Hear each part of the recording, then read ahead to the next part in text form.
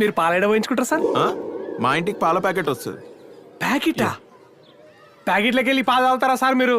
దాంట్లో అన్ని కలుపుతారు. ఓ మనది డైరీ ఫామ్ ఉన్నది, pure buffalo milk sir. The Milky Man. Ramu, without style, Kane, with the third parlor. Give me, baby.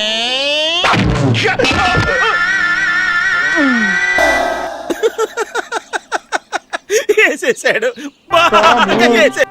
దెబ్బ తిన్నాడు.